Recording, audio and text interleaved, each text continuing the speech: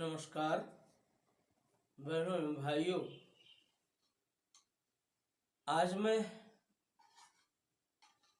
एक ऐसी विचार श्रृंखला आप सबके सम्मुख प्रारंभ करना चाह रहा हूं जिसमें मैं भारत के अपने महान पूर्वजों के महान चरित्र को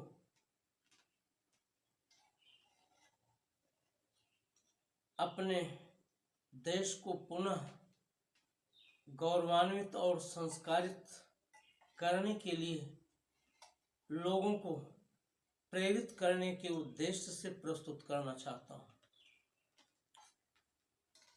भारत के महान पूर्वजों ने चरित्र के एक से एक रत्न विद्यमान हैं जिनको सुन पढ़ करके भारत की वर्तमान पीढ़ी और भविष्य में आने वाली पीढ़ी दोनों ही अपने चरित्र का निर्माण कर सकती है। आज जिस तरह से विदेशों में और इस देश में बैठे हुए देश विरोधी तत्वों के द्वारा भारत में नशाखोरी का विस्तार किया जा रहा है, उसके कारण से भारत का युवा मानस नशा के जाल में निरंतर फंसता जा रहा है और अपनी ऊर्जा खोता जा रहा है। उसे तभी रोका जा सकता है जब हम अपने महान पूर्वजों के महान आदर्श को, महान चरित्र को आत्मसात करके उनके जैसा बनने का प्रयत्न करेंगे और अपने राष्ट्र के नवनिर्माण के लिए अपने तन मन धन को समर्पित करने के लिए सदा तत्पर रहेंगे। उन्हीं चरित्रों में से एक है महाभारत कालीन वीर अर्जुन का चरित्र। वीर अर्जुन को आप सबने महाभारत के एक विशिष्ट नायक के रूप में तो जाना ही है, लेकिन चरित्र के उदात्त आदर्श के प्रेरक के रूप में आप सब यहाँ जानेंगे। ध्यान दीजिए, उस काल में जब धीरे धीरे चरित्र के आदर्श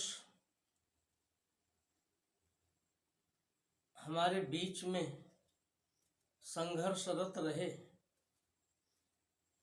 तो उनमें एक ऐसा व्यक्तित्व जो अर्जुन के रूप में चरित्र की उदात्त प्रतिष्ठा करने वाला व्यक्तित्व बनकर के प्रस्तुत हुआ। जब पांडव 13 वर्ष का वनवास काल झेल रहे थे, उस समय अपने तपोबल से वीर अर्जुन का देवलोक में इंद्र के अतिथि के रूप में जाना हुआ और वहां पर अर्जुन का विशेष आतिथ्य हुआ। देवलोक में इंद्र ने अर्जुन को नृत्य, वाद्य और संगीत की शिक्षा को भी अपनाने का सुझाव दिया, क्योंकि उनका मत था कि यह भी एक तरह का वीरों का अस्त्र शस्त्र ही है, जिसको समय की धारा में कभी न कभी अपनाना पड़ता है। भारत में ऐसे बहुत से व्यक्तित्व हुए हैं जो सर्व कला निष्णात रहे हैं।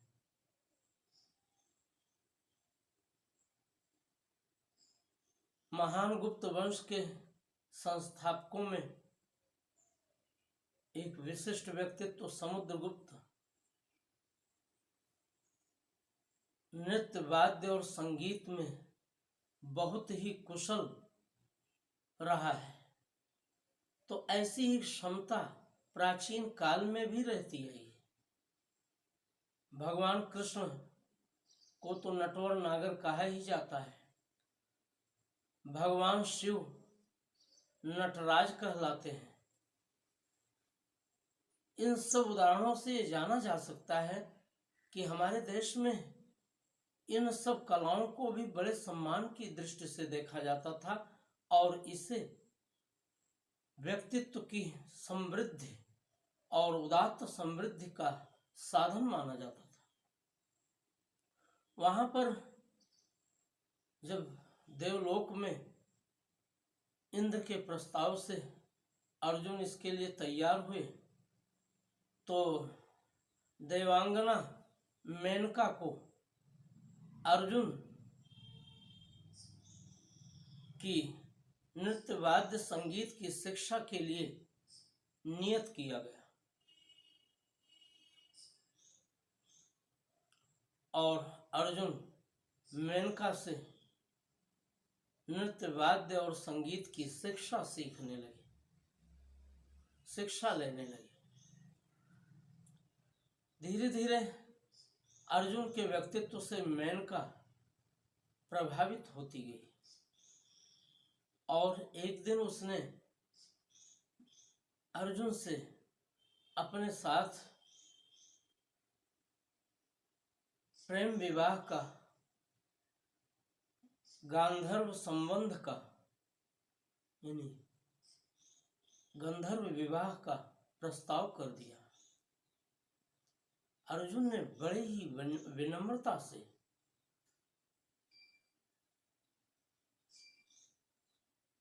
उसके प्रस्ताव को नकार देने का कार्य किया कि मेरे लिए देवराज इंद्र पिता हैं, पिता तुल्य हैं और इसलिए देवलोक की सारी नारियां मेरे लिए मातृ स्वरूपा हैं।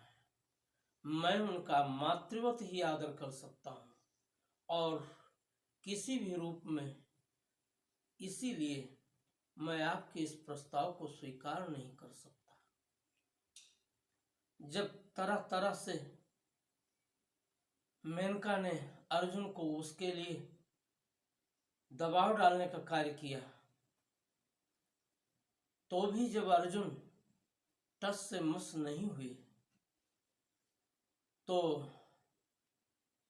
मेनका ने अर्जुन को नपुंसक हो जाने का शाप दे दिया। उसके बाद भी अर्जुन अविचलित रहे, उसके शाप को सिरोधार्य करते हुए उसे प्रणाम ही किया कि आप मेरी गुरु माता स्वरूपा भी आ जाए, आपसे मैं संगीत की शिक्षा भी ग्रहण कर रहा हूं, मैं आपके इस प्रस्ताव को कथम स्वीकार नहीं कर सकता।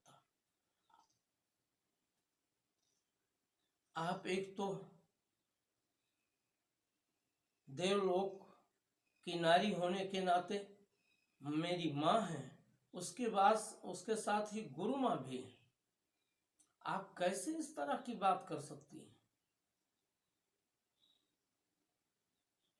और जब मेनका के द्वारा अभिशाप दे दिया गया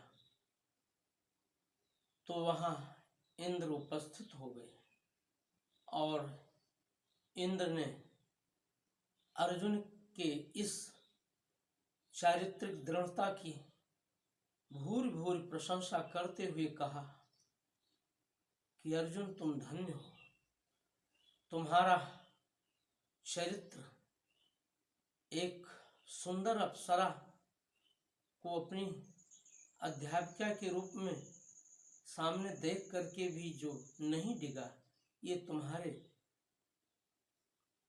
संयमित चरित्र का द्योतक है। और जो तुमने आदर्श प्रस्तुत किया है, ये हमारे लिए भी स्पृहणीय है। मैं तुम्हें मेनका के इस शाप को कम करने का कार्य कर देता हूँ, और ये अभिशाप तुम्हारे उस समय काम आएगा जब तुम 1 वर्ष का अज्ञातवास सेवन करोगे। तो इसीलिए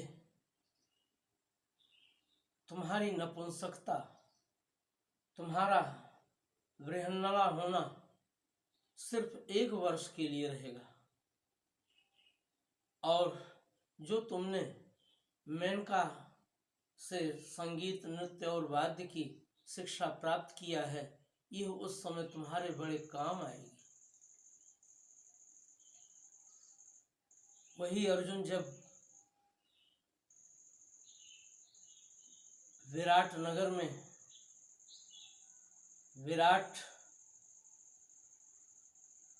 के राज्य में अज्ञातवास बिताने के लिए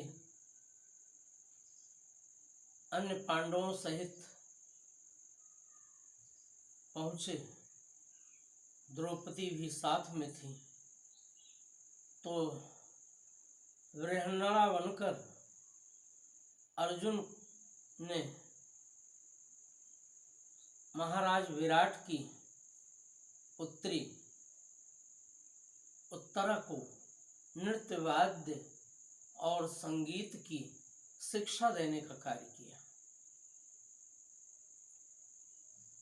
और उस षोडशी उत्तरा को नृत्य, वाद्य और संगीत में इतना पारंगत कर दिया कि उस समय उसके समान इस कला में कोई दूसरा नहीं था।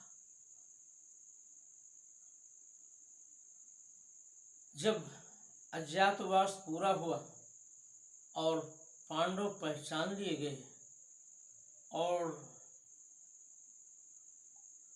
महाराज विराट को ये मालूम हुआ कि उत्तरा को शिक्षा देने वाले कोई और नहीं, परमवीर अर्जुन हैं, जिन्होंने उत्तरा को नृत्य, वाद्य और संगीत में शिक्षित करने का कार्य किया है। तो महाराज विराट ने उत्तरा का विवाह अर्जुन से कर देने का प्रस्ताव किया।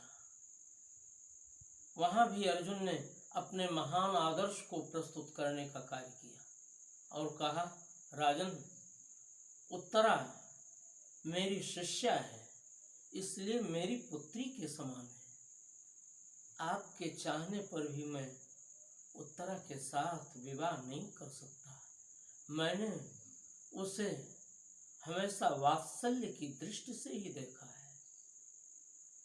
और मैं उत्तरा के प्रति अपना स्नेह भाव रखता हूँ। आप अगर चाहते ही हैं तो मैं उत्तरा को अपनी पुत्रवधू बना सकता हूँ, क्योंकि पुत्रवधू और पुत्री एक समान होती है। तो वहां भी उत्तरा मेरी पुत्री ही रहेगी। जरा सोचिए, आज जब हमारे देश में विभिन्न शिक्षण संस्थानों में वहां अध्यापन कार्य कर रहे शिक्षकों के द्वारा अपनी किसी शिष्या के प्रति दुराचरण की घटनाएं घटती हैं,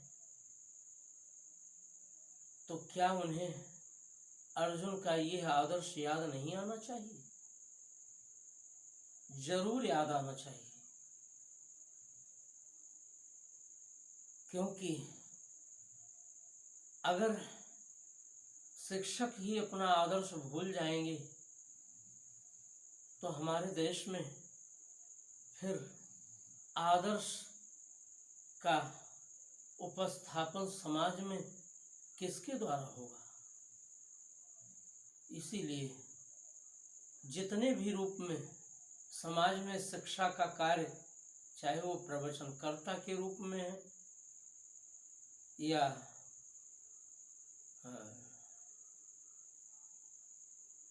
पुरोहित के रूप में है, मौलाना मौलवी उलेमा के रूप में है, इनको उस आदर्श को अपनाना चाहिए जिस आदर्श के माध्यम से समाज में शिक्षक और शिष्य के बीच की मर्यादा बनी रहे। इसी तरह से मैं उन छात्रों को भी समझाना चाहूँगा कि जो उन्हें शिक्षा प्रदान कर रही शिक्षिकाएं हैं, उन्हें मातृवत भाव से ही देखने का कार्य करें। कभी कभी विभिन्न शिक्षण संस्थानों में ऐसी घटनाएं भी घटने लगी हैं जहां बहके हुए छात्र अपनी शिक्षिका के साथ दुर्व्यवहार, दुराचरण कर बैठते हैं। ये समाज के लिए कलंक की बात है। शिक्षक, शिक्षार्थी और शिक्षा का स्वरूप निरंतर उदात्त रहे,